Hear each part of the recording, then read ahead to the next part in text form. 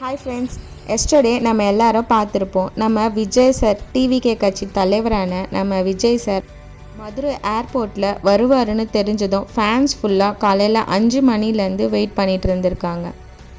அவ்வளோ ரசிகர்கள் அவரை எவ்வளோ நேரம் ஆனாலும் பார்த்துட்டு தான் போவேன்னு வெயிட் பண்ணி பார்த்துட்டு போயிருக்காங்க. 14 வருஷத்துக்கு அப்புறம் மதுரைக்கு போன நம்ம விஜய் சார் அவரோட ஜனநாயக மூவிக்காக ஷூட்டிங்க்கு கொடைக்கானல் போக தனி விமானத்தில் மதுரை இறங்கினார்.